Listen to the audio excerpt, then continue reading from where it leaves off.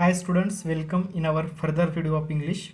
Students, today we are going to start our next that is poem Stopping by Woods on a Snowy Evening. So students, today we are going to start this poem. Before starting this poem, we have to see about who is the poet of this poem. So Robert Leaf Frost is the poet of this poem. He was born on 26 March 1874 and died on 29th of January 1963. Students, Robert Frost was born in San Francisco in United States of America.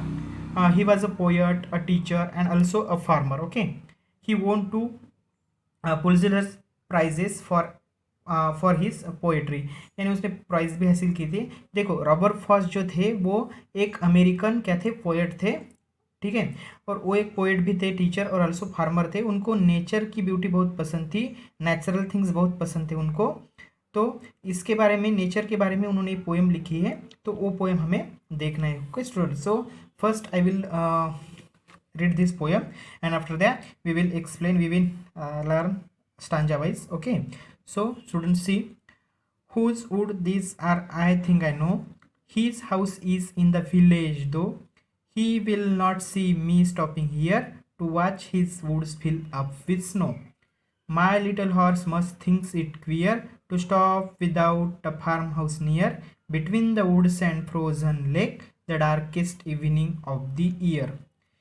He gives his harness bells a shake to ask if there is some mistake. The only other sounds the sweep of easy wind and downy flake. The woods are lovely, dark and deep, but I have promises to keep, and miles to go before I sleep, and miles to go before I sleep. These are the stanzas of the story. Now we have to explain the story stanza wise. Okay, so first stanza, what is the first line of first stanza? Whose wood these are, I think I know. इसमें poet बोलते हैं whose wood these are. Listen students, the wood is wood word. This wood word is referred for forest. Okay, जंगल के लिए, forest के लिए ये woods जो word है यूज़ किया है. तो यहाँ पे पोएट जो है रॉबर्ट फ्रॉस्ट, को हमें कहते हैं कि ये वुड्स किसके, ये जंगल किसका है, मुझे मालूम है, मुझे पता है. His house his in the village though, और उनका घर, ये आसपास में जो भी विलेज है वो विलेज में उनका घर है. ठीक है.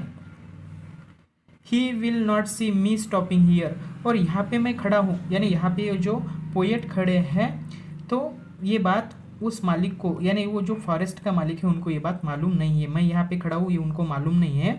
To watch his woods fill up with snow, कि ये जो उनके वुड्स है, यानी वो जंगल में के जो भी पेड़ है वो स्नो से लदबदे भरे हैं, ये उसको या उनको वो बात मालूम नहीं है. ओके, नेक्स्ट स्टांजा में हमें बोला गया है, my little horse must think it queer to stop without a farm house near. देखो, माई लिटल हॉर्स, हॉर्स को हम पॉनी भी बोल सकते हैं, पॉनी यानी छोटा सा घोड़ा.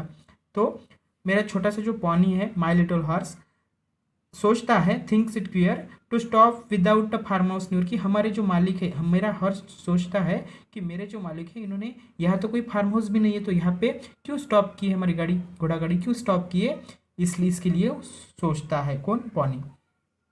Between the woods and frozen lake, the darkest evening of the year, यानी वो सोचता है, लिटिल हॉर्स सोचता है कि यहाँ पे between the woods and frozen lake, यानी इतने घने वुड में, इतने घने जंगल में, और फ्रोजन लेक यानी एक झील के पास ये रुके हैं. और ये कैसी है, darkest evening of the year, इस ईयर की सबसे डार्केस्ट रात है, डार्केस्ट इवनिंग है. ठीक है. नेक्स्ट जो लाइन्स है वो हमें देखने हैं. He gives his harness bells a shake to ask if there is some mistake. The only other sounds the sweep of easy wind and downy flake. यहाँ पे he word is referred to the horse. He किसके लिए use किया है, horse के लिए, यानी he gives his harness bell a shake.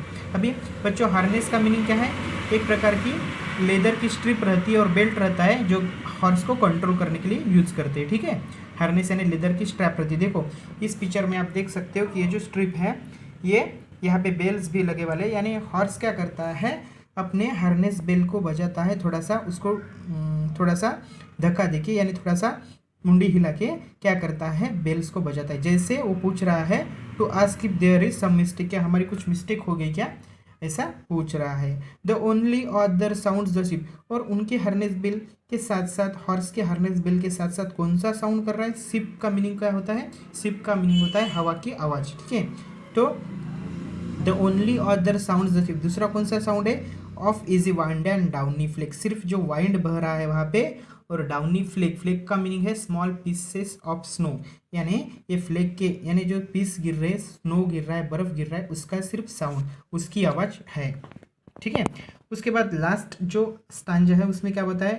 The woods are lovely dark and deep but I have promises to keep and miles to go before I sleep and miles to go before I sleep. यानी इस last के line में क्या बोला है? ये woods जो है, ये जंगल जो है बहुत लवली, बहुत सुंदर है, डार्क एंड डीप भी है, डार्क यानी काला और डीप यानी बहुत घना है, ठीक है। डार्क एंड डीप है, but I have promises to, क्योंकि नहीं कि मुझे क्या करना है, मुझे मंजिल और पानी है, मुझे और आगे जाना है, मैंने प्रॉमिस किया है। And miles to go before I sleep, अभी यहाँ पे स्लीप का मतलब ऐसा नहीं कि आगे कुछ फ्यूचर में कुछ थिंग्स होंगे, स्लीप का मतलब यहाँ पे हमें देखना है कि मेरा अंत।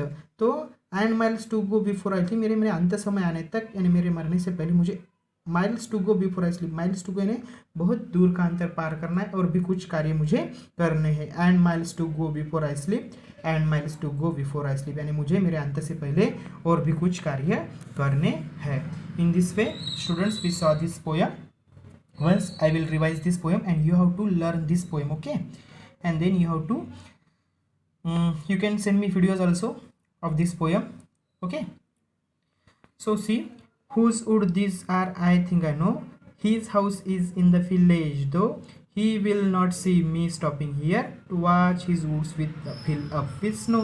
My little horse must think it queer to stop without a farmhouse near, between the woods and frozen lake, the darkest evening of the year.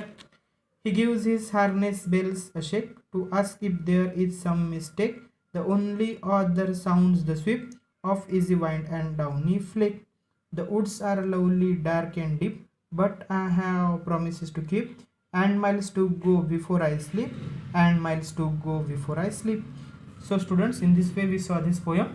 You have to learn this poem, and after that in tomorrow's video I will send the question answers of this poem. What you have to do, students, before that, what is today's homework? You have to write down the name of poem Stopping by Woods on a Snowy Evening, and after that you have to write down this poem with good handwriting, okay? And next day you have to write down about the hard words of this poem. Only 4 hard words are there, so you have to write down these hard words. The next part comprehension, that exercise I will send you, okay?